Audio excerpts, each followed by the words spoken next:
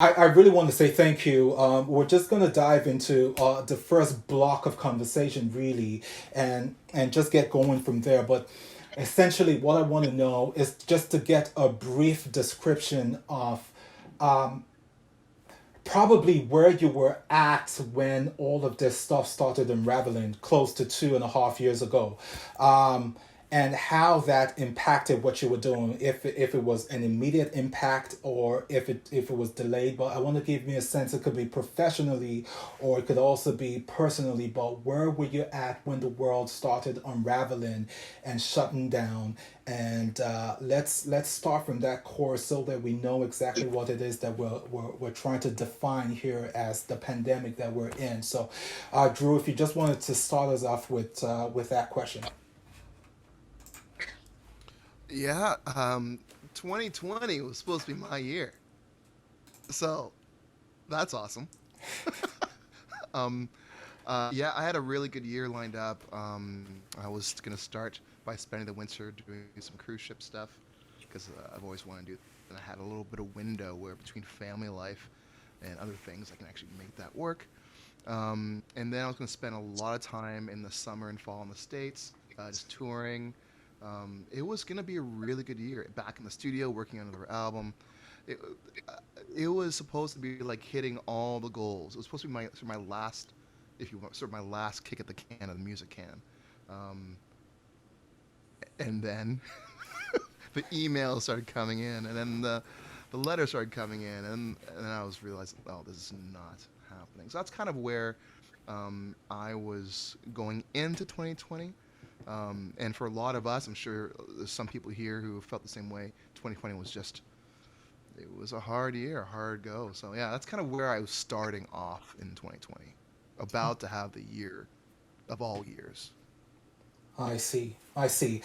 Just from a publicist point of view, Eric Alpo, do you want to give us a sense as to where you were at with all the people you were managing at that point, and what started happening, and how did you pass on this news to the people who were under your care, quote unquote?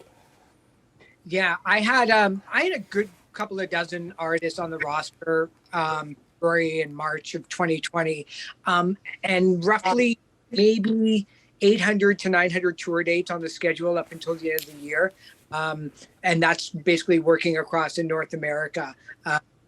Within 72 hours, it seemed like the entire planet was going to die. I mean, that was the effect of it. First, when we saw the NHL games get canceled, the NBA game, and then um, quickly everybody just got off the road in record time. Something that nobody was prepared for. I mean, there's been like natural disasters, and there have been human beings that have done some really shitty, horrible things to knock a city off of its feet for a couple of days or weeks, but nothing like this. And so after I smoked about a pack and a half of cigarettes in about 12 hours, the first thing that I did was I just emailed all the artists and I said, I have no idea what this all is. I have no idea what's going to happen, but I'm going to be here. I'm still going to be here working away in the basement. Um, I don't know if anybody's going to answer email in the media. I don't know what the opportunities are for you to perform your now a little bit insignificant pop song when the world is coming up to a natural, whatever this is going to be. But let's just keep going and see what this all is. Within a matter of about 4 weeks, um, it came really quickly to me realize that the artists were going to continue making music because they just didn't know what else to do. A lot of people don't do this for a living, so their jobs were cut down to almost nothing. They needed income. They didn't know what was going on. So we just all, started talking to one another. And I was on the phone and email all day and night going, hey, just go live. Go on Facebook, go on Twitter, go on Instagram, go perform 2 or 3 songs. If you know somebody else that's an artist, go do a Instagram live with them. Just go do it. Don't be bored. You can play music for a living, and more than ever before, the world is going to need arts. They're going to need music. Music has always carried human beings through the really bad times, from the time of 19 all the way up to this year and last year. Um, all the tour dates got knocked down to zero, Hmm. but I kind of ended up working with a lot more artists because nobody stopped making music.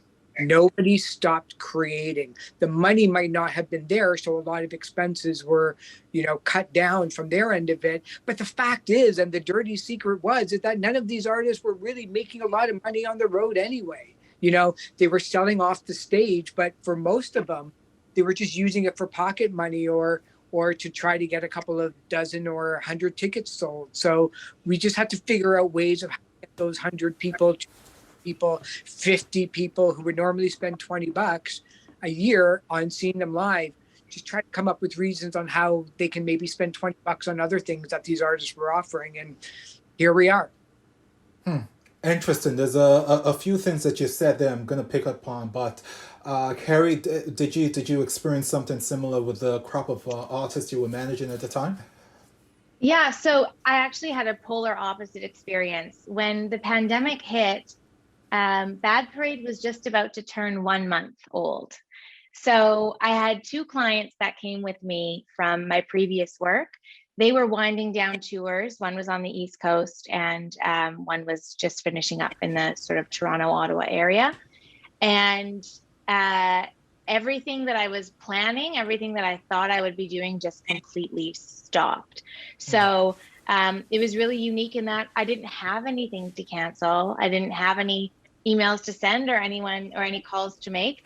I had an entire business that needed to switch its strategy. There would be no networking events where I could meet artists. There would be, no concerts I could go to and talk to media and other people and try and bring on clientele. So it was a really strange time. We all have found silver linings in this and figured out ways to pivot and learn things about ourselves and our companies or us as artists that we didn't know before. But yeah, I was just a little infant at the time. Interesting. So there's a sense here I get just a slightly different experiences, which is fascinating to me. So I'm going to come to the other artists on the panel, and we'll get their take on it. But like I said, there was something Eric mentioned that I'm going to come back to. So Arlene, give me a sense of where you were at when this all started happening. When you first asked the question, I was trying to think back, and everything has really honestly been a mush. So I was trying to think of like what was happening in 2020. Oh yes, I was going to do all these things. And to be honest, I found the beginning of the lockdown of absolute blessing for me, because I was going full tilt on a lot of things that weren't really building me as an artist, as Arlene, and it gave me a chance to pause. And I've been thankful for this pause so much. It allowed me to figure out new music with my co-writer Kevin. He's on here, and it's allowed me to figure out who and what this new sound is going to be as an artist. With that said, with my company that you talked about, Let's Make Good Productions, we went online right away. I know there was so many of us going online. It was ended up being very saturated, but it was a way for us, especially if you live alone, it was a way for me to get out without having to leave. And it allowed me to reach out to friends who I met throughout my trips out in UK and Europe. I have friends in the Philippines that have moved over there from here. And it allowed me to connect all of us together musically. So we were able to showcase people around the world pretty much. And then it allowed me to connect with people I didn't meet, because everyone was like, oh, this showcase is happening. And it was a really cool way to connect with other musicians around the world. Unfortunately, like Drew, there was some gigs that I was really hoping for, which turned online. And nothing can really replace that human interaction. But we made do. We figured it out. We got a lot of opportunities to do online stuff, online performances. So that in I guess in a nutshell, though there wasn't as much human interaction, I'm an introvert naturally, so it was okay. But when I see my friends, like when we were allowed out, I guess, and I could be in a room with a lot of other musicians, I was just, I was a kid in a candy store. I just wanted to hug everybody and hug everyone all the time. But I found it as a blessing. You know that you're an introvert when during a global pandemic, your whole life doesn't really change all that much. I can do this. I think inside all day.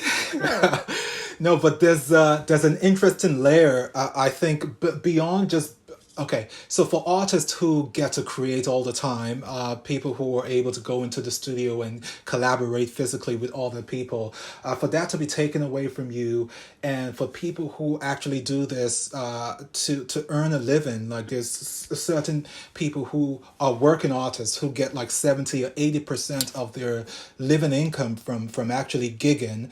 I think that's another layer to it, and of course we start to get into the territory of mental health issues and stuff like that. But I think it was just a lot of layers that people started to try and navigate. Arlene has spoken about online interaction not being the same as having a physical gig, and I'm going to come back to that to try and for all of the people who pivoted as I did as well. And I can recall that Arlene and I had probably like an hours long conversation during that period about what was happening and strategies that we're using to try and see how we could, keep on doing what we did and what we loved. But Heather, I know that you're a working artist, and you and Matt, you guys, you play and you gig, have a lot of dates, throughout the year. How did this affect you? How did this hit you when it started happening? I'm just going to be honest. Like, it was a saga. Like, it was like, whoa, because my husband works so hard, and I'm so proud to say he's a 100% full-time professional musician. He makes all his income from that. And so when this happened, we were just about to present our Celtic Roots concert that we do. We tour to several small theaters and do that show. And then we had 100 tickets sold, and we had to cancel that right away, which was difficult. And we also had a tour to the West Coast of Canada that was booked with several dates. And we were looking so forward to performing on the West Coast. So that was heartbreaking. But what happened for us is that we are so blessed that we have some really good community partners. So right away, when we had to cancel our Celtic show, we got a call from the Rose Theatre in Brampton, and Danny Harvey was like, Matt and Heather, can you go live for us on St. Patrick's Day? And we were like, yes, we've got the whole show ready. Let's do that. So what happened with us is that, all of our gigs were slashed, but then we worked collaboratively with several different businesses in our community so that we could offer digital shows, digital concerts. So we were working with Nurse Next Door, which is a home healthcare provider, and they sponsored many shows for us to senior homes when we could perform outside. In the summer months, they sponsored that, as well as digital shows, Christmas concerts. I was also approached from the Mississauga Arts Council to host their open mic Mac Arts Cafe program. So that turned into a 1.5 counting gig for me. And out of the blue, people started asking me to teach singing lessons. And I had never really done singing lessons before. So these kind of new opportunities came for me, so much so that I was able to leave my job. So I actually, the pandemic made me a full-time artist, which I'm so grateful for. It's a little bit tough in January, I'm not going to lie, but I'm so proud of that. And I just, it's such a weird turn of events that you think that you'd become a full-time artist, like in the good times when you're touring or whatever, but it just kind of changed my life that way. And I found that like working with community digitally has been the thing to save us, because people really still want to connect, and businesses in the community care about the well-being and mental health of the general population. So I think if you're thinking of pitching and you're thinking of projects and you're putting ideas together and you're saying, hey, you've got a good restaurant business or something, people are open to that. So that's what we learned. Wow. Wow, that's like a 180, right? Like a different a different experience altogether. So this is what I find interesting, and that's why I think this conversation is very important. That even there might be a majority of artists who have gone through similar experiences, there are those outliers like we've seen with Heather's cases. So how do you pull all of these stories together to kind of create to kind of create a cohesive experience, if you will. That's essentially what we're trying to do here, and seeing that people have talked about, we're going to get to the part of adopting technology and seeing how that transformed what we do. I know people may not have necessarily be being as connected to their fan base as they did in the thick of the pandemic, because now you have people who could direct message you and stuff like that. I would assume that prior to that point, you played a gig, and even if you had like a one-on-one meeting at the end of a gig, it wasn't as closely knit as it was with the digital platform. There's a lot of people adopted, but those are kind of the things that I want us to kind of like sort through, and we're going to talk about government assistance and where the artist kind of falls in, and if any of you guys kind of like thought that was an option at the point, and if you qualified for any of that stuff, and where does the government actually come into your careers as independent artists. But we'll hear from Scott as to how this affected him, and we'll just go around and touch upon some of these concerns across board before we move to the next conversation block. So yeah, the 2020 was a weird year for everybody, right? And I was actually winding down on my participation with The Voice here in Quebec, or La Voix in Quebec, and had an opportunity to take a work contract overseas. I was previously a security contractor for the U.S. State Department by trade, and ended up going to Guatemala. And when I was there, I mean, in the height of the pandemic, it was weird because coming from Canada to go there, Canada where everything was really, really locked down, to go there, it was like normal life with a mask.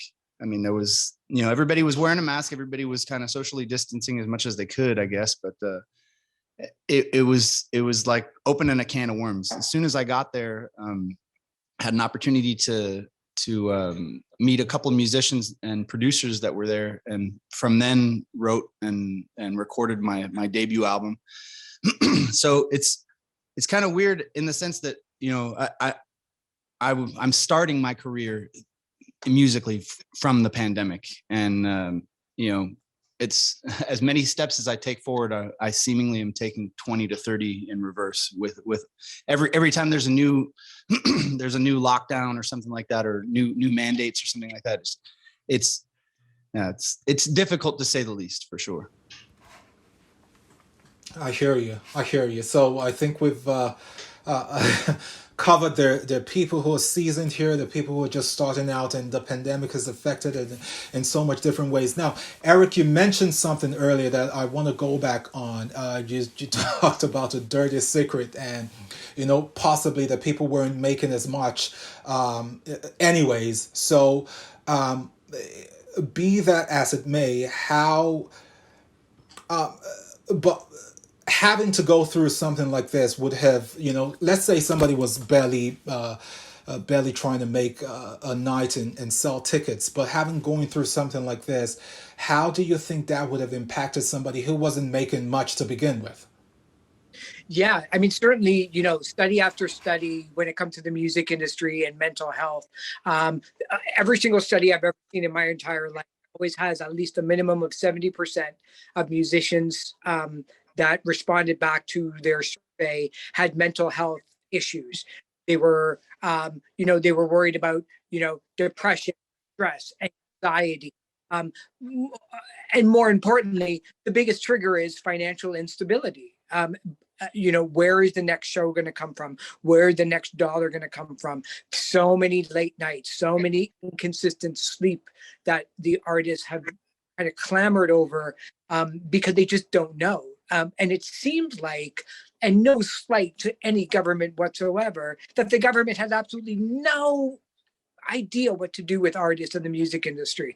It seemed like we were the first ones to get shut down, and we're always the last ones to open up. And despite the fact that the Canadian government has allocated something in the neighborhood of $70 million to the Canadian Music Fund and an extra $10 million every year up until 2024, there's a large part of the industry that is not getting any of that.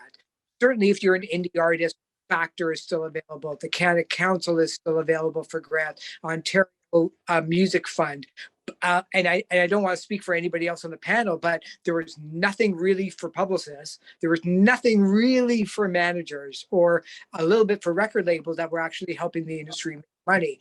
But when you're an independent artist, it's really a matter of coming up with the dumbest ideas that you can think of and build it back to a reasonable level.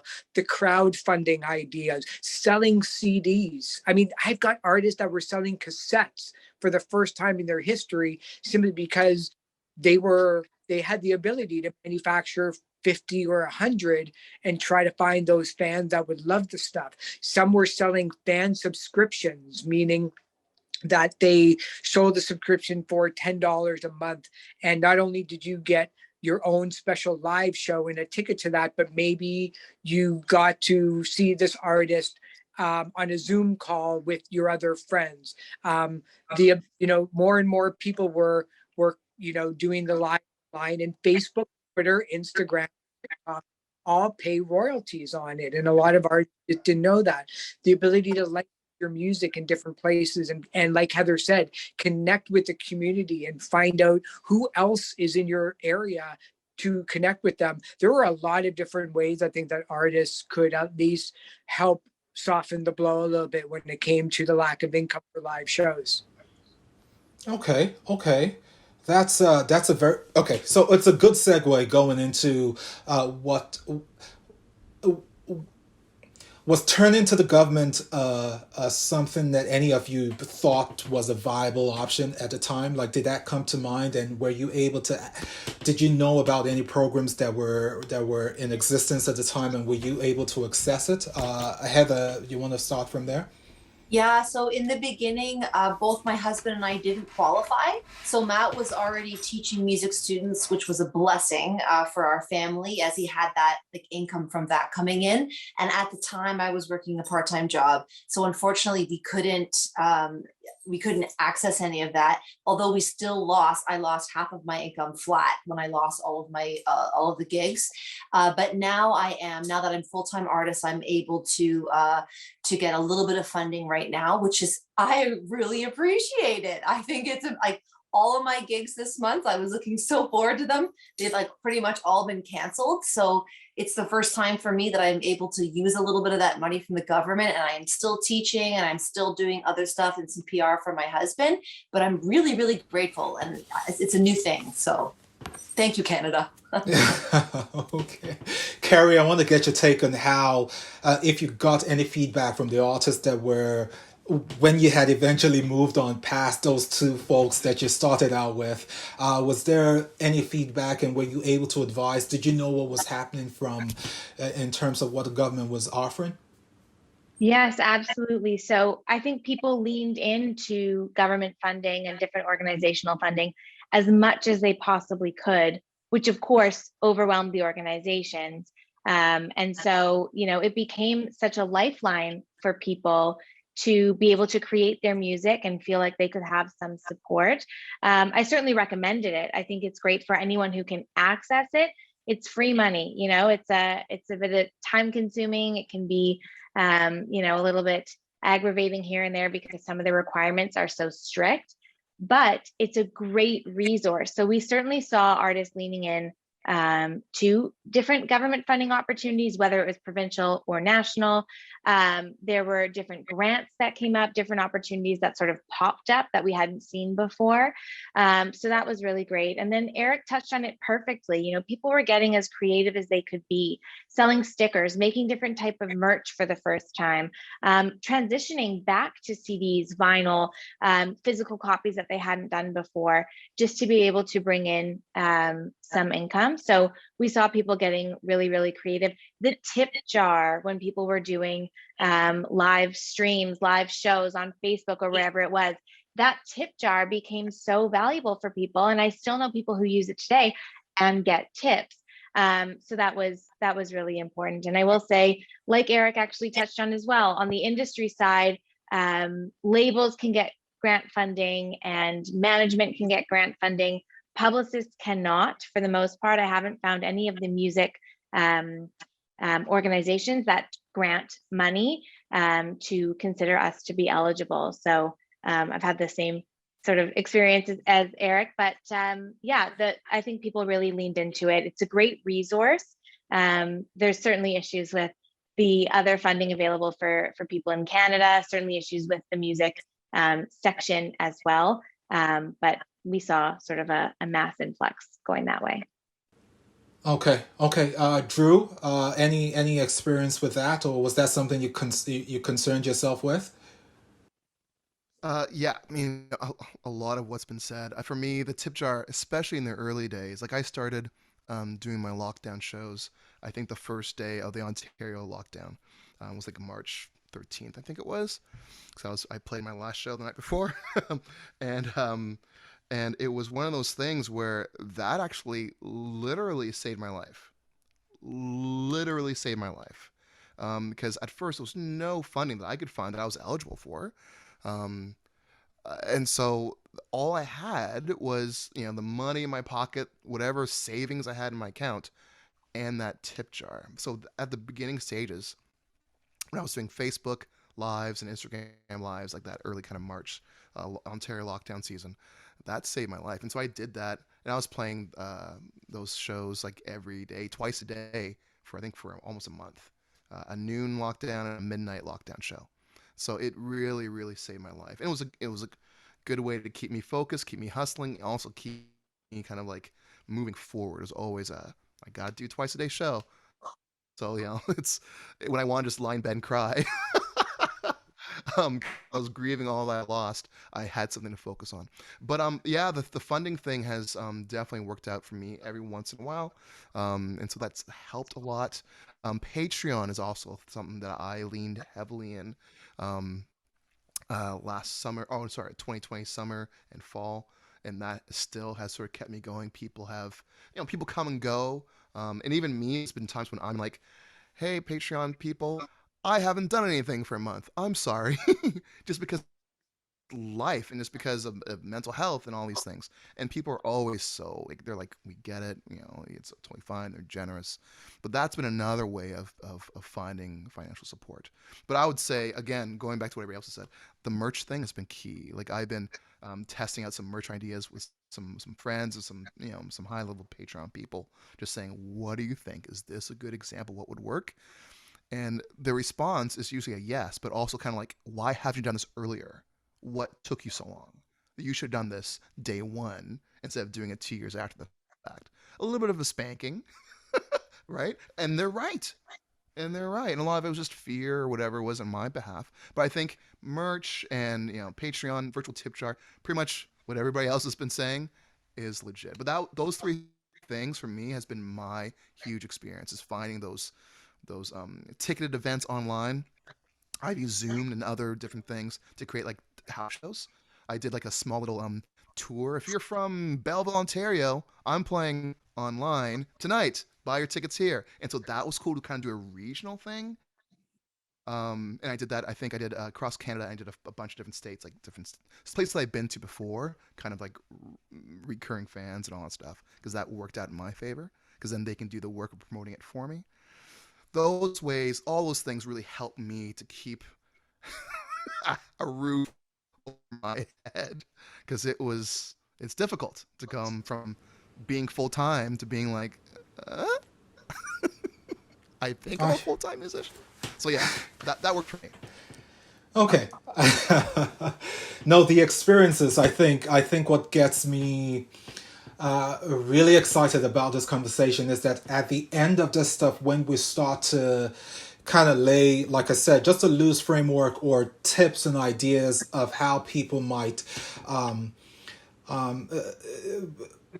there's a general sense that kind of like difficult situations, so lack kind of pushes people to points where they're able to get as creative, and they're able to do things that they would not necessarily do in comfort. And I think for the most part, that's the kind of story, or rather the theme, that I've heard recurring in all of this conversation that we've been having so far. But I'll touch with Arlene and Scott about this whole issue of funding, and how probably loss of income was kind of how you trying to put a stop to that, if at all it applies to you. And then we'll move on into something I think is really important about technology, and how that played a role in you keeping your sanity as an artist. So, Scott, if you just want to give us a sense, if at the time you knew about any government funding. As far as any sort of government funding or anything like that, I didn't know of any, and wouldn't have um, wouldn't have qualified for any, because I was working at the time. But yeah, as far as like finding sources of income, being an artist, I mean, it's striving every single day, always keeping the door open to new opportunities, wanting to work with anybody and everybody that wants to work with you. I really think that as long as you have an open door policy, and you're willing to work with people, there's a wealth of people out there that are willing to do that as well. Gotcha. Arlene?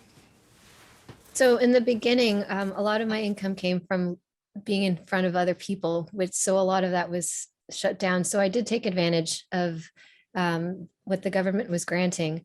And then on top of that, it was just like kind of a cushion. And throughout that time till now, I've been fortunate to do a lot of online gigs where they were granted to me, just certain different hosting gigs, and different online performances where I would play with the band or play as a duo. And I also received funding from the Mississauga Arts Council, which is cool. And they just want to help. Like, they have the Mississauga Arts Council is incredible. They just want to help artists, not only musicians, but they just want to provide. So they would often ask, like, Arlene, what are you up to? Is there any way we can help? And then we'll try to talk about that as well. So on top of that, I've been very, very fortunate to get random amazing gigs, like performing at the Rose Theater, or someone asked me to host something in Brampton online, and just using the tools that I have. Okay. So I guess the next logical question would be that most artists, practically everybody in the world, found a newfound love for social media platforms like Instagram and Facebook, and people were doing lives. I certainly partook of that, and coming out 18 months after the fact, this is kind of like the fruits of that. We went really hard in those early days to start to talk to people, and it was just in the midst of ashes, you found this very beautiful community, and people you couldn't necessarily connect with before, because of distance, and because you guys were not in the same kind of circle, just started opening up. So I want to get your sense as to how collaboration worked, and how that kept your creativity going. I'm going to start with Eric in terms of, you had touched upon that you'd given advice to artists to just keep on creating and go online and all of that. But how did that impact their creativity, and how did that sustain them, and what were the fruits of that? Yeah. Early on during the pandemic, if there's one thing that I knew, just from being old and being around the industry for a while was when backstory.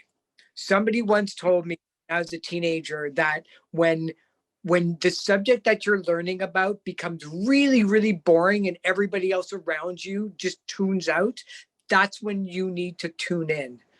That was the same advice that I took telling and talking to the artists about this, because everybody went online seemingly all at once at the same time back in February and March and April and May. Around June, people started to kind of, not do the live shows. Their audience was doing, they ran out of songs, not realizing that you can just keep doing the same songs over and over again because it's going to be different. Those people who wanted to continue to do the live show but felt that they were burning out their audience, that's when it was a matter of talking to them and sitting down with them and saying, look, like, why don't you go, and instead of doing your live show at 9:00 at night, do it at 4:00 and hit the noon hour or 1:00, the West Coast people, and collaborate with somebody over there. There's a couple of artists that were doing really, really well in Japan. So they literally got up at 2:00 in the morning, promoted and spent $5, $10 on Facebook, promoting that live show specifically to that audience. So it wasn't the burnout that I saw and the collaboration that I saw that worked really, really well, where I think from artists that didn't take their X amount of fans on social media for granted to get them to do the same things all the time. They needed to brand. And when everybody else was scaling back, you see now there's not a lot of online live shows. The media isn't writing about it anymore. They're not doing the listing anymore. That's when you, as an artist, need to do it, because it's a little bit wider open right now and there's more open spaces, rather than everybody was clamoring for the same opportunity for the same time because we were all at home. So it was just a matter of continuing to collaborate and find those ideas. Awesome. Okay, I'm gonna go to Carrie next. How did this impact the artists that you were how hard did they go make that switch towards technology? So I think for all of us, just anyone listening, and certainly the panelists, we had some adapting to do too when it came to technology. We had a lot to figure out. And so people had to get their performances online. They needed new equipment. So I think the artists that I was working with adapted as quickly as they could. One of them called and said, I've been thinking about what to do with this space in my basement for a really long time, and this seems like the perfect thing to do. I'm just going to set up a studio. And he was saying, he's waking up at 2 a.m. with song ideas and can go down and record. So I think we saw a shift in that direction. I do think we saw a lot of people trying to hone in on their craft and learn something. A lot of artists started going into different courses or tutorials. There's one particular one that I have heard a lot about, which was Ryan Tedder from One Republic did a course, and a lot of artists I know went to it, and it was a songwriting challenge. They had to write, I think, a song a week. And so a lot of the music I've worked on recently is, sort of been born out of that. But yeah, we certainly saw that shift online. It was overwhelming. If we think about those early stages, every, 6 o'clock, 7 o'clock, 8 o'clock on the hour, if you went into Instagram or onto Facebook, people were live, and it was like your whole sort of top section, you would see that circle, you knew that they were going live. And so I totally agree with Eric. You kind of don't want to go in the exact same direction as everybody else. So there were people who stepped back and sort of focused on their craft, and just sort of tried new things, dove into their creativity in a really different way that we didn't think we'd have this much time to focus on it and learn, but it's really taken them quite far and given them a new space to learn about themselves as artists and create a new sound and focus on new things. Awesome. In terms of just reaching a new fan base, how did you find that worked? Drew, you spoke earlier about uh, of course, those shows are where I was fortunate to be part of some of those your early shows. But in terms of just interacting with audience, your audience, newfound audience, and stuff like that, what did you find the dynamics to be? How did you find that? Because you were able to interact, and people could type into chat the chat messenger, and you could read what people were saying, and in between your sets you could ask people, I remember, what they wanted you to play and stuff like that. How did that inform the new kind of relationship you started to build with your fan base? Good question. I think for me, um, those shows, those lockdown shows, really turned into like an improv session and a conversation. I don't mean that kind of like it's a conversation between me and the listener. It actually became a conversation. I remember there was a time in 2020 where I think 45 minutes of my music show was turned into a discussion around the patriarchy and the male gaze and slut shaming. And we had this amazing deep conversation. People were putting in questions because you can actually do Q&A feature on Instagram. So people were putting in questions. We're having this amazing discussions. They were texting me stuff, and we had this amazing conversation. And then I was like, and now I'm gonna play a song, and then right back into the music. I think my vibe on stage in a live show has always been a storyteller. But when it came to doing things online, the stories took a sidestep, and then it became a literal shared space where people can we can all have a collective exhale and a moment to grieve, and obviously people can laugh at my expense. So it really became they were the stars of the show. I was just sort of helping move the conversation forward and kind of be the host for them. It really became less about me, even though I'm the guy and they're coming to listen to me play, but it was a community. People came and they were happy to see other people that they met on the chat there, and they would have conversations and they would have conversations and they would throw song ideas to me, and I do an all request show every time, which means I'm playing songs I don't know. And a lot of times I'm faking it till I make it, and my mistakes and my errors is their entertainment, and that works for me because they can laugh at me. They can go, Drew, that was horrible, bro. And that's part of the joke. That's part of the gimmick. That's part of us as a community doing something fun together. So for me, that's how I shifted. It was less about like, let me play a song for y'all. Listen up, here we go. And it was more kind of like, let's actually do this together. How can I involve them as much as I possibly can? Which really worked out well as I did those kind of like like regional shows on Zoom and stuff. Because then it was a free for all. We had a good time. It was more of like a spend time with Drew Brown. Oh, and he played music too. So it really moved from uh, Drew Brown, the storyteller musician, to like that, as well as Drew Brown, the place setter. I'm just sort of like, let me set a place for you so you can come and hang out and we'll just have a good time together. It became more of a neighborhood thing and less of just a staged and light show. I think that's how it shifted for me. And I'm loving this new phase. I'm curious about how I can transport that as I go back to doing shows with like 200, 300 people. I don't know how that's going to work. If I need to stay intentionally small or whether, I don't know. I don't know. But I'm enjoying the process of hanging out with people in our neighborhoods.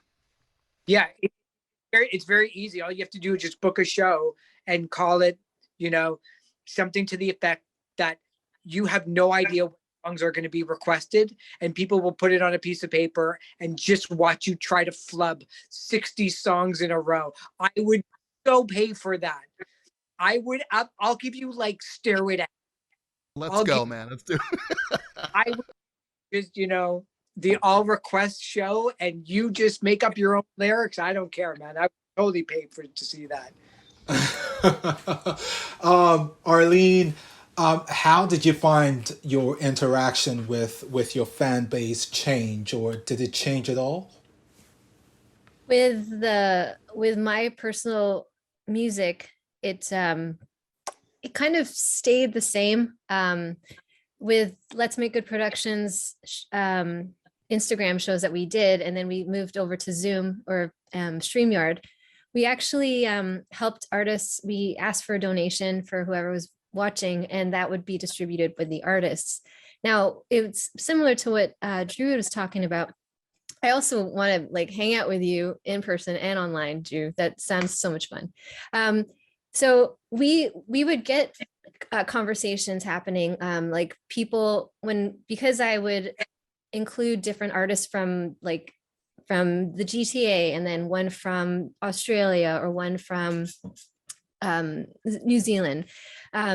We had different time zones, obviously. And so we would have one in the afternoon one week, and then in the evening another week. And what we had done was they got their fans on there. So it was a big whole collaboration world. We called them the World Stream Series. So the interaction, actually, what I just want to echo what Drew said, like the people connecting with us, even if you go live as an artist, we went from just music to we had 3 artists, and then it kind of went to, we would have one artist and then have a conversation, because we were getting feedback that it was a bit more interesting to just have a conversation with the other artists. So they would play a song, we would talk about certain things, I would prompt them, or we would just talk about their music. And I think a lot of people enjoyed that, because it was kind of like we were hanging out, and yeah, we would hear music, but then people have different opinions about things, and we got to know artists, got to know a little bit more about them. I would always ask about food, because I love food, and I would always ask them like what they learned to make during the pandemic. But it's, in terms of my fans, as Arlene, it's growing, because we're going into new direction. It helped build a fan base online through Let's Make Good Productions. Good. Heather, I know we had you and Matt on our show at the time, and you guys performed really beautifully. But I'm like just as I've asked the other people, how did you find your relationship with your fan base shift during this period, and how much of that do you credit to technology and all of the social media platforms that we have? Yeah, so I think it really enriched like my relationship with fans and helped me bring new fans. And it's really helping me to share like the experience of being a creative and more of the nitty gritty, everyday, truthful, honest, what goes into this, especially as the host of Mac Arts Cafe. It's an interactive show where we're having like between 10 to 15 performers each month. And the views were strong throughout the pandemic. So what we started doing is that we'd have one featured artist that was an emerging artist. And then we would bring a seasoned veteran on the show, somebody from the established, jazz community. Like we had Bill King on the show, which was amazing, or Patty Janetta. And we started to have these conversations where we were having like a mentor. We were able to have the younger artists ask questions to these more established mentors and really share information and share that wisdom from people that have been in the music industry for like 4 decades. So that was a really beautiful thing for the community to like be able to share information and feedback and talk and interact. So I know that all of that really was born in this virtual medium. That I don't think that would have been taking place if it was in the live format. So I think for me personally, it's been a really good opportunity to just express myself deeper, to get new fans, to show different parts of my artistry. Before this, I was more like, comfortable just singing, where now I'll play the piano, I'll play the ukulele, I'll play my guitar or whatever. I'll get a little bit deeper and dirtier into what it is as an artist, what I'm trying to do. And I think that people appreciate that honesty, especially when we're going through challenging times. So that's what I've learned. Okay. So Carrie, would you say as a publicist, the online space in terms of trying to promote the artists that are under your care, would you say that it has changed in the last 2 to 3 years? That there's more what you might call value in trying to promote artists in the online space more than you would have prior to this time? Absolutely. And we've also seen a really big increase in new publications, whether it's blogs or Instagram profiles or podcasts popping up over this time. So there has been an expansion in media opportunities there for sure, which is great because they all have different followings. And actually, I was going to say to you, FA, you yourself with the platform that you have, you do an interview portion and you do a performance portion. And these artists are reaching people that they wouldn't reach on their own social media pages because it's going through you. And they get a phenomenal interview. You know how big of a fan I am of your interviewing. So it's the people like you who are really shining through, especially now when there are no in-person opportunities. We're turning to these great online platforms, like I said, whether it's an Instagram profile or a blog, and especially, we've seen a lot more podcasts come up. And we've certainly seen a change in traditional media as well. And what I would say about that when it comes to some of the more well-known, established, television stations, morning shows, things like that, prior to the pandemic, one of the only ways that you would get on TV as somewhat of an emerging artist is if you were in that location. So if you're a Toronto-based artist and you're heading to Ottawa, that would be your chance if you were going to be performing that night or there for a conference, whatever, and you pitch yourself, that's how you'd get on. Now with Zoom, when we're talking about technologies with Zoom and Skype and things like that, we're seeing a bit more movement where artists from Vancouver are appearing on CTV Atlantic and artists from Ottawa are showing up on CTV Calgary. So there's certainly been a change and a really, something I haven't seen before, and I think we haven't seen before, in a way to grow your fan base through online platforms and through these opportunities that we now have with traditional media that we didn't have before. Brilliant, brilliant. So it amazes me that, again, I want to come back to this whole philosophy that in the midst of chaos, certain opportunities could spring forth. I think it's something that, it's worth tapping into, and it's worth kind of understanding that even in the craziness that exists right now, that we can still somehow blossom. I think that idea is something that I hold dear to my heart, and part of the reason why we are having this conversation as well is to look at where we're at, where we're coming from, and also just try to give a few tips, like Eric Alper said in the video he so lovingly made for us to promote this town hall, is to give going into that next phase. Now, I think a whole lot of stuff. Drew was saying just now that how do you incorporate all of this? How do you incorporate some of those habits that you've picked up from online performance that are valuable into your set as you go forward? I think those are very important questions because the dynamic has changed. Your audience might want something more from you, and you just want to have that more intimate relationship with your audience. So, just coming out of what we've been through right now. How would you define the independent artist, taking into consideration all of the avenues that has opened up for him or her, or may not have opened up, but what do you think that definition of an independent artist, having gone through all that we have, would be going into a 2023, or hopefully this ends long before then, but Eric Alper, how would you describe the independent artist in the post-pandemic world? What do they bring to the table? They bring stories. Hearing about an artist who gleefully and happily would admit on camera that for a good time they would actually do shows and flub the songs tells me something about him as a human being. Carrie's artists, my artists, the artists that are all on here, Heather could vouch for this.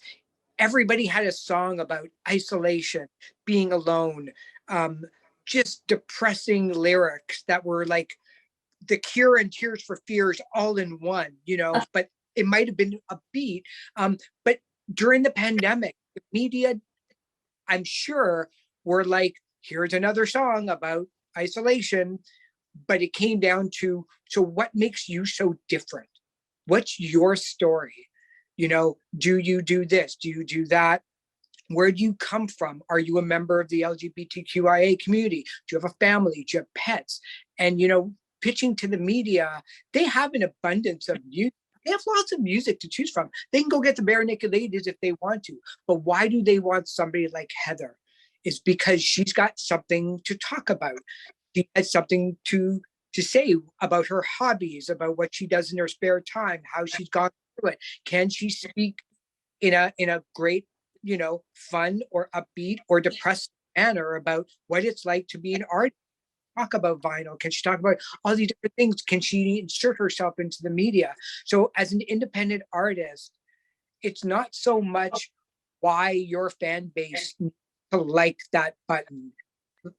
It's why they need to continue to follow you on social media so that they love you, not just as an artist, but they love you as a person and as a human being. So for indies who don't have the large budget of a Taylor Swift, you have to kind of pull back the curtain a little bit and show why being an artist on your worst day is better than some people's best day ever. And don't be afraid to show what it's like to record something and flub. Go for it, keep going, you know, or, you know, look, the Beatles documentary was 8 hours long. I wanted it to another 40 because this was my opportunity to see geniuses at work create a song. Show that kind of stuff. Talk about who created the album artwork. Put the spotlight on that person. Talk about who produced your song. Tag them in the post. Where do your drumsticks come from? Where does your guitar come from? Where does your keyboard come from? Talk about the first time that you played. All these different things have something to do with you, human being first and artist second. If you can come up with that kind of story and have fun doing it, the media industry will come crawling to you because you're going to stand out from the crowd because nobody else has the story that you do. Okay. All right. Amen to that, man. All right. I'm going to go to Carrie and then we're going to come to the artist. But in your experience, just having experienced the last 2 years thereabout, what would you tell your artists as to the person, the kind of artist they need to be going into the future? Yeah, I think Eric spoke so beautifully about it. We want that authenticity. And actually, to sort of combine Eric and Drew, you know, that we want that realness. We want people's stories. We want the laughter and the flubs and the mistakes. So it really is about showing who you are, showing that process. You know, everyone's interested in a creative process. How did the Beatles create? How did so and so create? And you know, that genius is alive in so many people. And so we do want that behind the scenes, but it really is connecting with the audience, really valuing the relationships that you've created over this time. You know, the more connections that you're making now or have made, I mean, burnout's a real thing. You might need to stop doing what you're doing for a little bit. But the places that have supported you, the people that have supported you, you have to show them that love. You really want to honor them and thank them and go to them if it's your single that you're releasing and they might want to premiere it. You know, that's where you want to start. But really showing who you are, the different sides of you, your creative process, things like that. I think going forward, we don't want as much of artists. We're very used to that. We're very used to those, you know, especially in the big media, you know, really retouched photos and music that sounds absolutely perfect. And what we want is people who are like us, who make mistakes, who we can laugh with. And I think that's why Drew was saying, you know, a lot of what he was doing was allowing conversations and having conversations is because we just want to connect. We want to find that authenticity in other people. And so we often turn to the arts for that. We often turn to music or any type of art to see a bit of ourselves. And so, you know, the pandemic and having all these opportunities online gave us a new way to connect, see ourselves in other artists and sort of foster relationships and things like that. So going forward, I would certainly say it is going to be in the stories, like Eric said, just showing who you are. Okay. Can you hear me, Arlene? Aha. Yes. Okay. Okay. Yeah, So we got you. so no, but so there's a certain level of what's it called? A transient nature that occurred. Like you, one day you could have it all figured out, and the next day it's all gone. I think that's what, personally for me, the pandemic showed that, it's so fickle. Like, so the question would be, how do you adapt as an artist, knowing that one day you could have a gig, or that the world could possibly go through something like this, or it may not be something like this, but in those changing instances of life where you could have something one minute and you don't, as an independent artist, what would you say is the one skill that you need to have in order to be able to adapt and just roll with the flow, and try to stay afloat? I think us being a creative group here, I think that's what will help us. Like, because we are creatives, we'll create ways to adapt to it. So with shows that I would put on, pre-pandemic, I wanted to give myself a platform. So I created a show, and then I created a company where we would showcase other artists as well as myself. And then it's just going through that. And then that created a community that Let's Make Good Productions built. In terms of if the lockdown and the internet was, like, knock on wood, gone,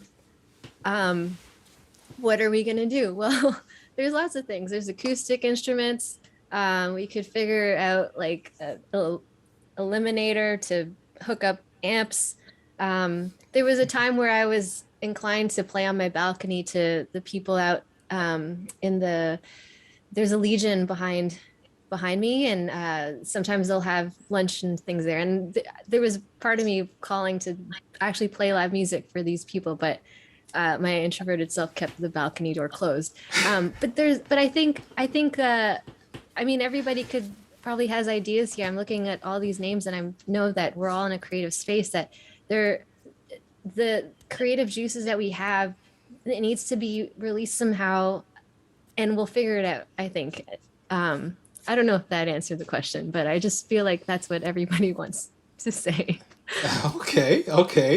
Scott, any ideas as to how you get to, because we've been talking back and forth. I know that your album has been ready now. You started doing a few shows in January, and then we had a resurgence of the variant of Omicron, and you had to stop. So what is going to keep you going? Like, what do you need to do, knowing all that you know now? What do you think you need to do to continue as an independent artist going into the future? I mean, you just have to get up every day and keep doing it. I mean, it's being put in a situation where you're told no by somebody. I mean, or where seemingly told where you're seemingly told no by somebody. You have to pick yourself up, and you have to say, you know what? Okay, that's one no, but that's, there's a plethora of other people, plethora of opportunities out there that you have to take the reins, and you have to get up and go. I mean, as in everyday life, if you don't get up out of bed, you're not going to start your day, right? So you can't, I really think that momentum is what it's all about. And even when the momentum slows down, you just have to tell yourself, no, I'm going to do this. Set yourself a goal, write stuff down. Like I feel that my wife always tells me, write a list, make a list. And for sure, she's right in the sense that, if you sit down for 5 minutes when you're having your coffee in the morning, if you drink coffee or not, and write out what you want to do for the day, you hold yourself accountable. If you're holding yourself accountable, then you're gonna reach those goals one way or another. Mm-hmm. Okay. I'm getting some good word here, Heather. I know lots going on for you right now, but be that as it may, what just building on the things that has started to happen for you right now, how do you shore yourself up? How do you continue in this light? What kind of independent artist do you think you need to be going into the future, knowing what could occur in the world and how things can be had and lost, and how do you keep going? What kind of artist do you think you need to be? Well, I think for me, the whole thing comes down to human beings want to express themselves. Mm-hmm. So many people love to sing. I love to sing. So I'm kind of caught in this beautiful community spiral where I'm teaching young people, I'm teaching seniors, I'm teaching adults to sing. Then I'm singing at senior homes. People are seeing me sing at senior homes. So then they hire me to host community programs. Then I'm doing shows with my husband. So it's kind of like I won't turn down gigs. I take every gig. A gig is a gig. I consider myself like a servant of the people. So I will sing anywhere. And I think that part of my like soul karma, whatever, like my life's path really revolves around community and serving people.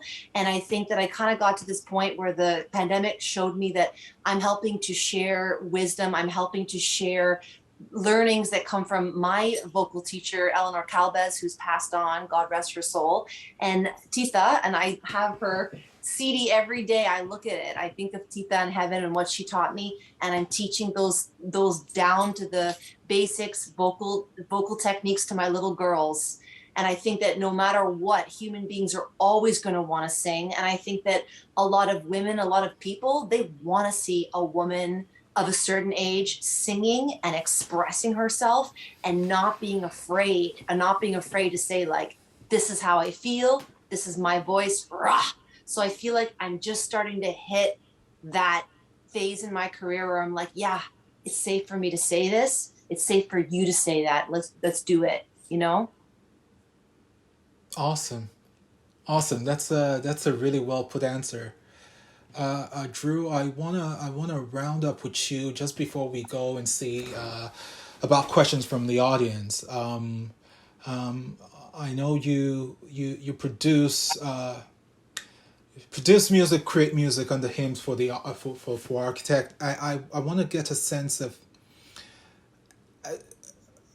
I think I'm going to come to everybody, but for the people who have created music during this period, was there an influence of the present time that we're in? Did it bear itself on the work that you created?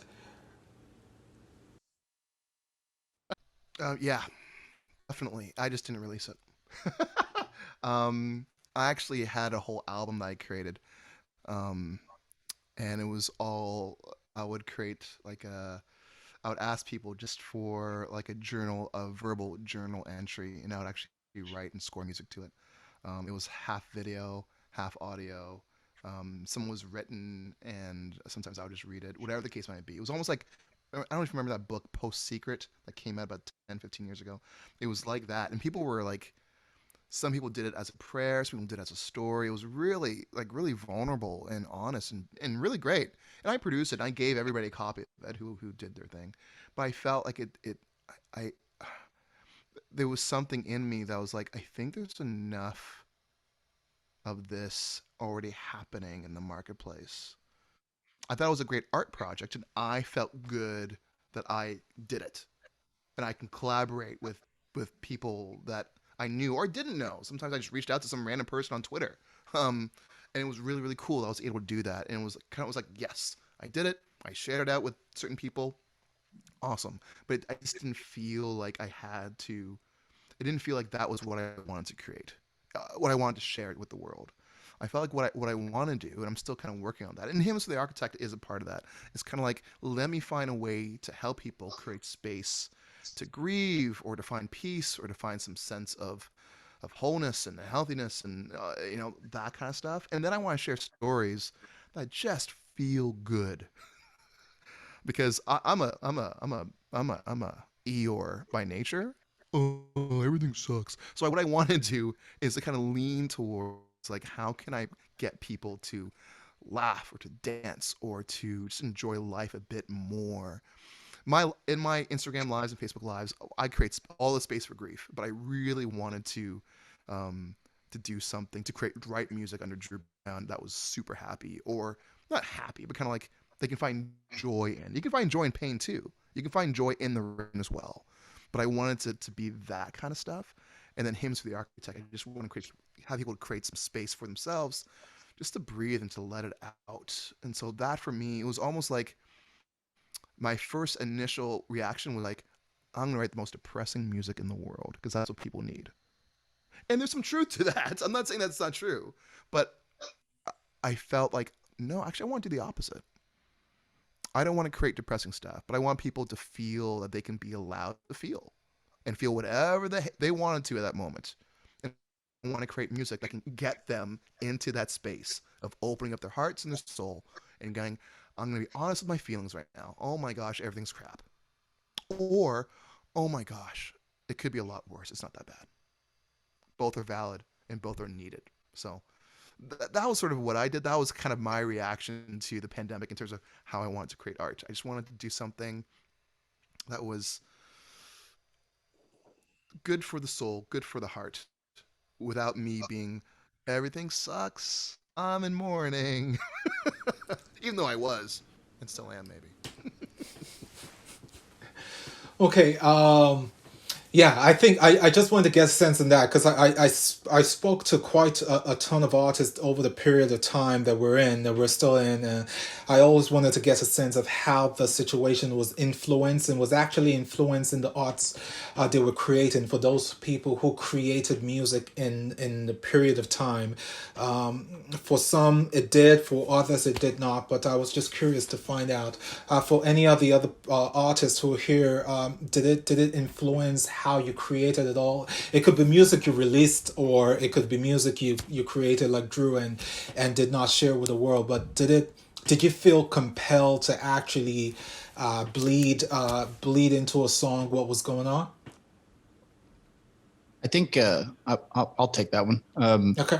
I think over the past year, I mean, just everything that I was feeling, it became a wealth of emotion that poured out onto the page and poured out of my guitar and into a microphone. I think one of the issues today with some music is, and I actually read a quote today that kind of poignantly hits this on the head. I'm paraphrasing the quote, but something to the effect of that music today isn't created to evoke emotion. It's created for a click, and it's unfortunate, but it's a paradox as well, right? I mean, we as artists and we as creators, we want that the feeling of the click or the feeling of the like, because it gives us confirmation, it lets us know, yes, what I did was good. Now that doesn't mean that somebody that's listening to it that doesn't click on it doesn't like it. It just means they didn't click on it, right?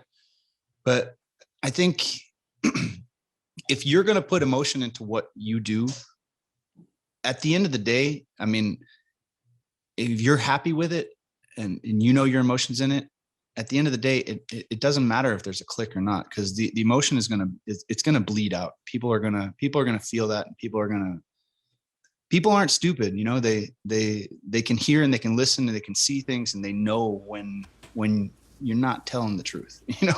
They can feel through the emotion of what you're creating, whether or not you're soapboxing or whether or not you're really, really in it. Okay, Arlene, I know that you, rather we talked about you working on some songs at the time. Did any of this find its way into any of the projects that you're still working on, or you try to work on? Did you feel compelled to write about any of this? It's pretty much similar to what Scott had said. And that's something that I learned throughout my journey. Like Kevin and I would always talk about emotion. Is this melody going to bring out the emotion? Are these words going to bring out the emotion? The piano line, will it bring out emotion? And in terms of the pandemic influencing my writing, I think what influenced me the most, like what Scott said, is the things that I was going through. And also there was a lot of things happening around us, especially I was really drawn to the world of what was happening to the indigenous, and that created some songs to like dive into like I was watching a lot of documentaries about it, and it's just those stories help me create certain songs for that. So like what Eric was talking about, like it's all stories. And I found that that was what drove a lot of songs, in terms of just writing for myself, like how Drew was saying, you know, it was a way for me.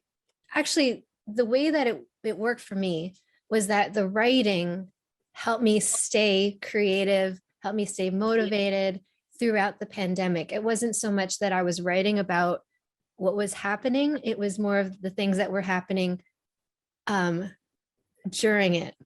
And it helped me keep my mental health, you know, stable as it could be. And it turned out that the new album that we're creating is geared, like it wasn't meant to be geared towards mental health, but the lyrics that came from it, it touches on that. So I guess it's just like this big, huge, like, for lack of a better word, I know I already said it, but like as a mush of things, created songs. Sorry.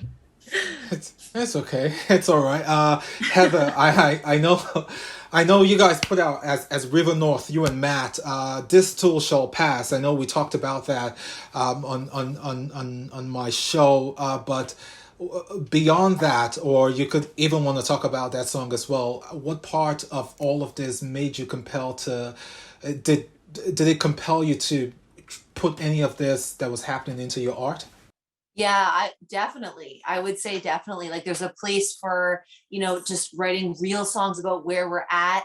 And then there's also a place for fantasy and for escape. Like I released in 2020, This Too Shall Pass, which was our isolation duo song. But then Eric helped me in December of that year. And I released like a jazz Christmas romantic duet with a lovely singer, Donovan Locke. And it did really well in my terms. It did really well. We got on like 15 stations, which across Canada, I was like, woo! But people were responding to that. It was like fun and it was romantic and like an escape. So I feel like whatever is speaking to you as an artist, like just put that in whatever, like let it come out. Like we wrote some songs over the weekend actually, and another one we're like, oh, that's a pandemic love song. So we're still not done. Like we're still working through it all, and it's real for us. So that's good. That's coming through in our work. Awesome. Just the two publicists we have here, just before we go to the audience for questions, have you experienced any of that from the artists that you manage, that people are maybe more in touch with trying to bring this into the art? Eric, we'll start from you. Yeah, I would think that, if I were to look at songs that I got to work, that they were by far slower, more introspective. A lot of women were doing a lot of fuck you songs. To be honest with you, they were like, you done me wrong and I'm not taking it anymore songs. So there's a lot of really amazing empowerment songs. It just seems like people had enough of something. But if you look at the Billboard Hot 100 year end, songs actually got faster and more upbeat using more happy chords than the year before, which blew me away because it was like, who are these people? So, songs went from like 8 beats per minute faster, and we're using different, more like minor keys or major keys. It was bizarre. It was the total complete opposite. So I'm only working songs that are happy. No, I'm only kidding. So yeah, I think it different. The world's a big place. There's enough space in there for every single artist that's out there. Maybe you're not going to get Entertainment Tonight Canada. Maybe you won't get on the Billboard Hot 100, but there's a space for you as long as you're real and authentic and real and fun doing it. Awesome. Carrie? I totally agree. I mean, the first song that I released as Bad Parade, not with those two clients that had come with me, but The first song that Bad Parade released was called Learning to Live Apart. And, you know, the songs that were coming in were so focused on isolation and being alone. We certainly have seen over the past 2 years a focus on mental health, things going on in the world. We have a lot more sort of social justice songs, whether it's environment or different communities, which is really, really great. And I think we did for a minute sort of dip away from the, fun dance in the club music, and it is starting to come back. I will say a lot of the music that I've worked on last year and the year before was slower, like Eric was touching on. It was certainly slower. But when I saw, artists who were releasing music that had a faster, sort of more uplifting beat, we saw a bit more of traction with it, which was really, really, really neat, because we were all feeling down, but really needed some of that sort of uplifting, fun music. And so it's been a bit of a mix of both more recently for the things that Bad Parade has been putting out. And I'm excited to see what the trend is going to be in 2022. Hopefully we'll have a nice mixture, but hopefully things a little bit more uplifting and exciting that make us feel good. Awesome. I'm so excited. So much gold, so much gem, so much just really knowledge in this conversation that we've had today. I think that kind of wraps up where we're going to stop for, just my questions here. I just want to let everybody know that if you do want to ask questions here, you could send you could send a direct message to me on Zoom, and I could read it out. We already have one question, but I'm going to ask this, and we will see everybody goes around and answers it. But this is from Michael. I hope I pronounced his last name correct, but it's Michael Borlas.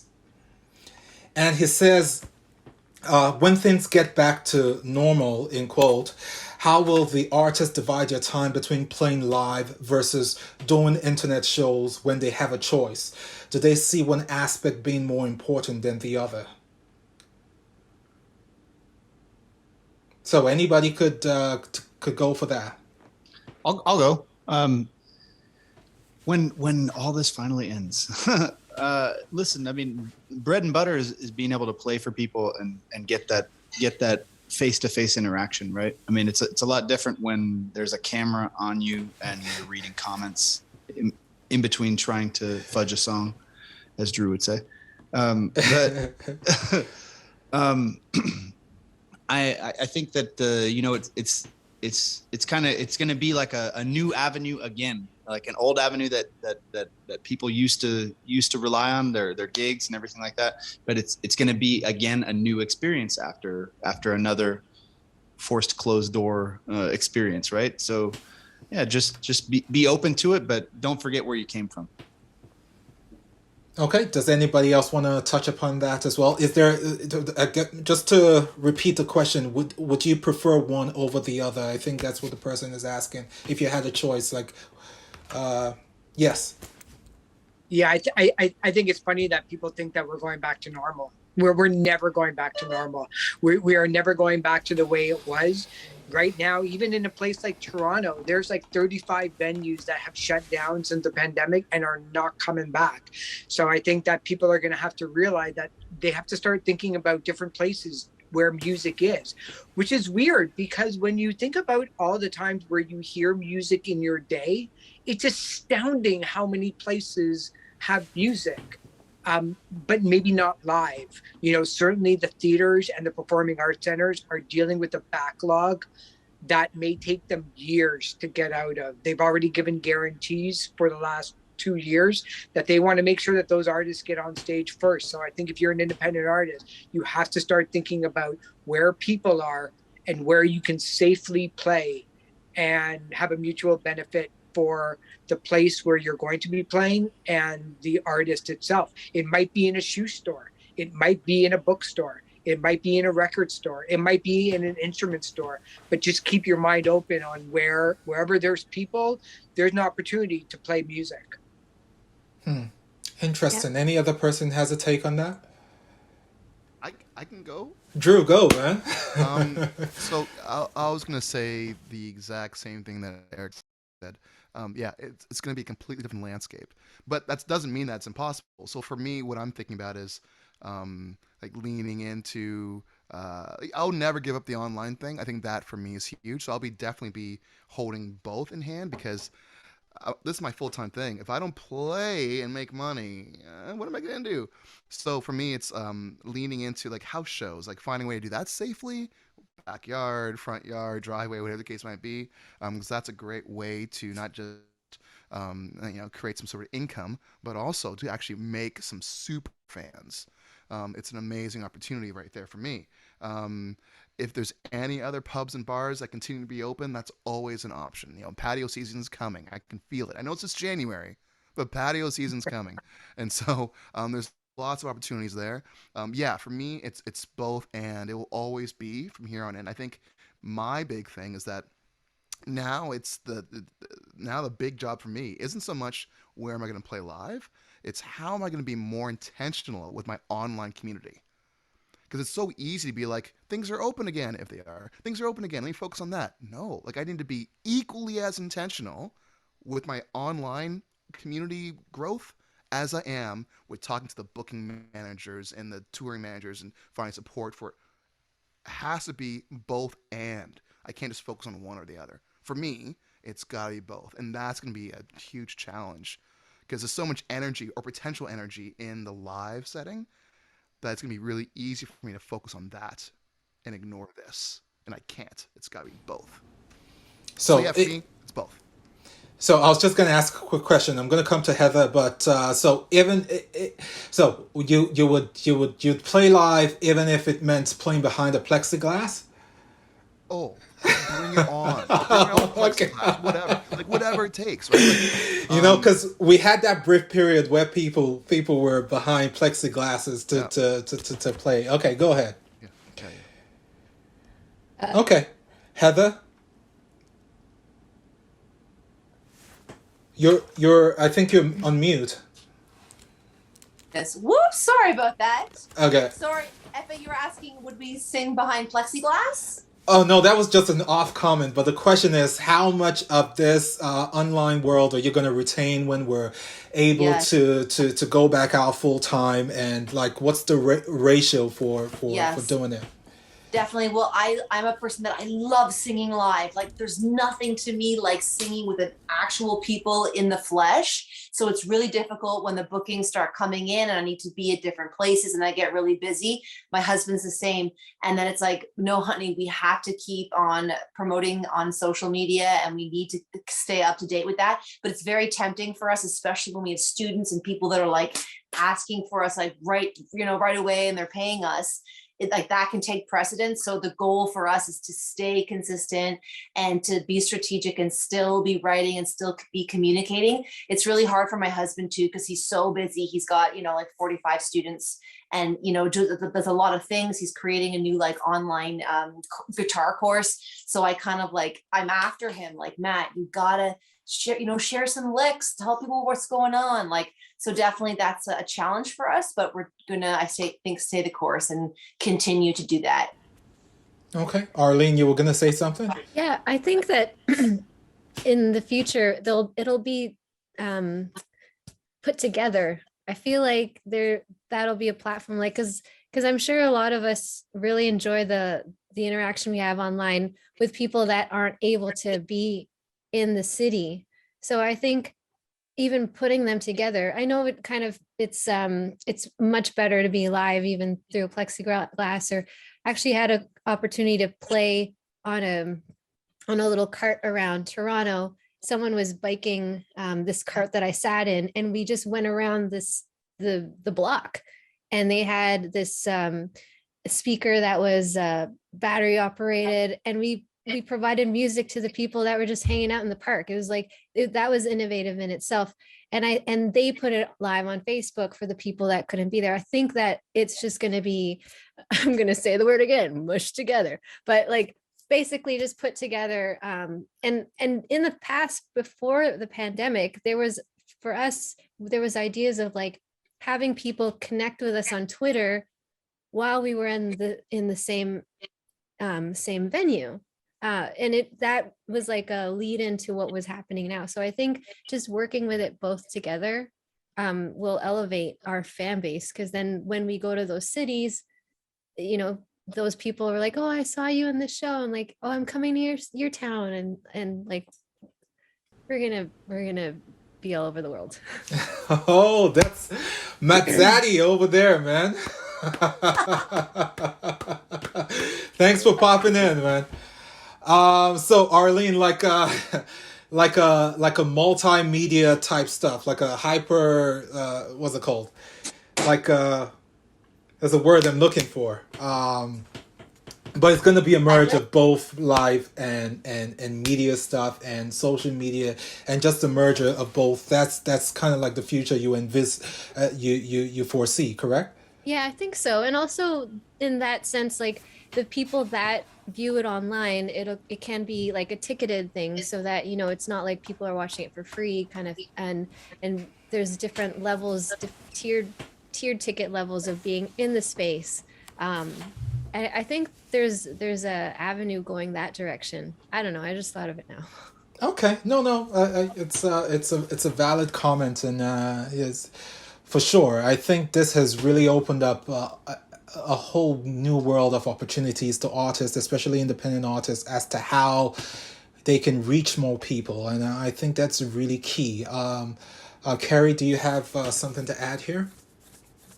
Yeah, I want to say, especially to the artists, there were some live shows that I was going to, especially during the first few lockdowns, that I really miss. They stopped doing them, and I really, really miss them. And I, you know, wish that they could come back, but I understand that maybe those areas or other areas of their lives have picked up. So, you know, I think certainly don't neglect that community. I feel like a neglected fan of some of the you know, independent people that I would follow. I used to go to a show every Thursday on Instagram Live. It was like one of my favorite. It was something to look forward to, and it's not there anymore. And so that's, you know, as much as there might be more things to do, we go through periods of more flexibility with restrictions and things like that. I really do miss it. So I do want to encourage all the artists not to neglect that fan base that you've created and stay involved with them. And again, Eric is totally right. I mean, I'm in LA right now. I went to a small show in a parking lot because it's outside and it's distanced. And, you know, we are going to see, and we're certainly seeing, especially in a city like this, where it's warm enough to do things outside, we're seeing a lot of that creativity, and I'm really excited about the things that you know, I've been able to do while I'm here, because I can actually experience live music. But there will be a hybrid. I think Arlene's totally right. There's going to absolutely be a hybrid. Eric's right. There's going to be, you know, shows in different places and ways to access music, listen to music, engage with music in ways that we haven't done before. I mean, something that I've been thinking about is the olden days of record stores, having you listen to a record in a booth. Not that it would be just like that, but like different sort of teasers, testers of music, things, you know, that are just sort of challenging the norm. So all that to say, stay in touch with those people that you connected with. They are so valuable, so important. And they really, you know, you're the artist and you're the one sort of leading the charge on the Instagram Live or Facebook Live, whatever it is.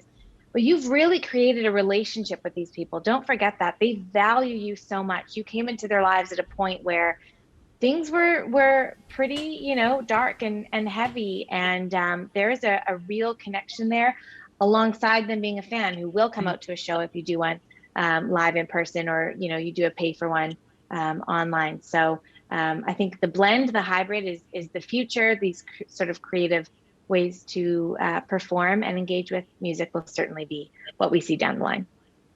Wow, that's awesome. I'm just gonna see if there is.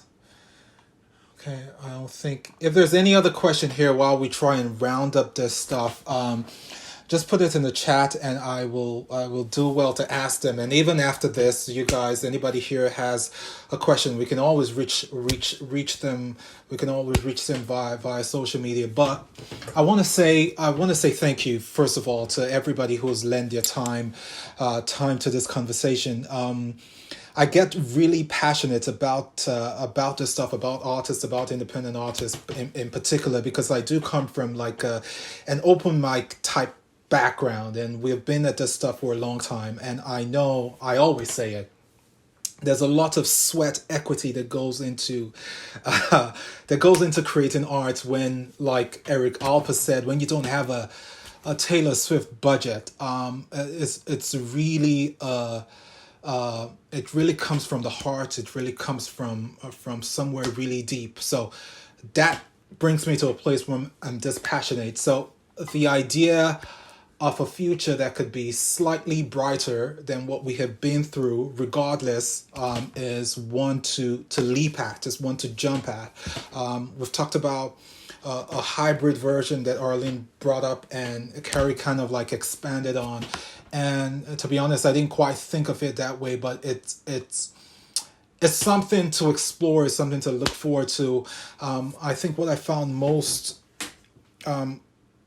exciting really is just this, the lines were blurred between type of reality and this digital world. And people, typically would just use social media to chat and whatnot, but it became a lifeline for a lot of people. And like Harry was saying, it brought people into people's lives, and people had stuff they could look forward to, and there were performances, and people would go into other people's account to host for like a day, and to just carry on for a day and stuff like that. And I think community has sprung from all that has happened.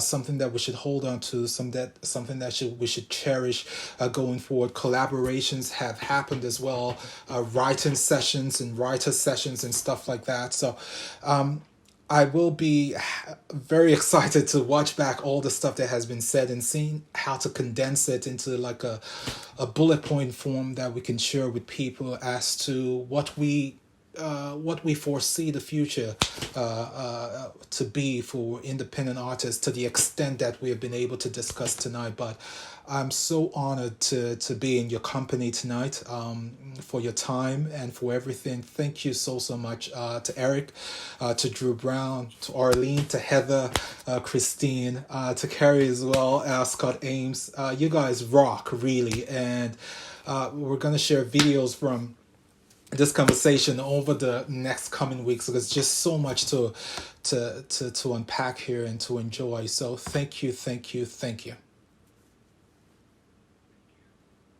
Awesome. Thank you very much, Efe. Yeah, Awesome. thank you, Thanks, Efe. Efe. Thank you so No much. problem. Okay, we keep talking, but for now I'm gonna say have a great rest of your night, but we keep talking. Take care, people.